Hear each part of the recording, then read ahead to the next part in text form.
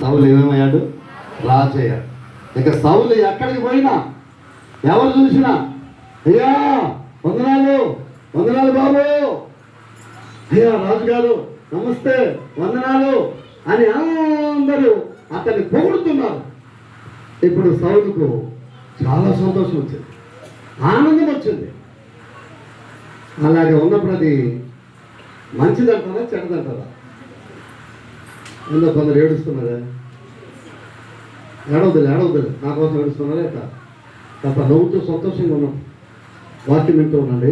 వాక్యమే మనకు ఆధారం. వాక్యం వింటున్నప్పుడు మనకు ఏమిస్తుందట? ఏమైందట? సంపూర్ణమైన సంతోషాన్ని ఇస్తుంది వాక్యం. హల్లెలూయా. రైట్. మీకు దిగులు లేదని నేను చెప్పను, మీకు బాధలు లేవని చెప్పను, మీ హృదయంలో సమస్య లేదని నేను చెప్పను, ఉన్నాయి. అవన్నీ వాక్యం మీరు సంతోషంగా వింటే ఆ వేదన శోధన అంతా సంతోషంగా మారిపోతుంది. మారుస్తాడు దేవుడు. రాజయ్యాడు, అద్భుతంగా ముందుకు కొనసాగుతున్నాడు. ఇక వేల లక్షల మంది తన చేతి కింద ఉన్నారు. ఒకరోజు దేవుడు సౌలు పిలిచాడు.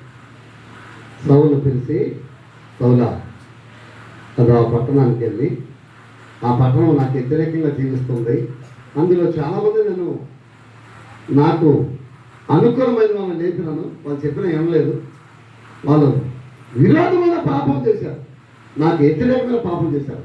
ఆ పట్టణానికి వెళ్ళి నువ్వు ఇశ్రాయేలు జనాన్ని తీసుకెళ్ళి ఆ పట్టణాన్ని ధ్వంసం చేసి కాల్చి పూర్తి చేసి ఆ పట్టణం ఉండకూడదు.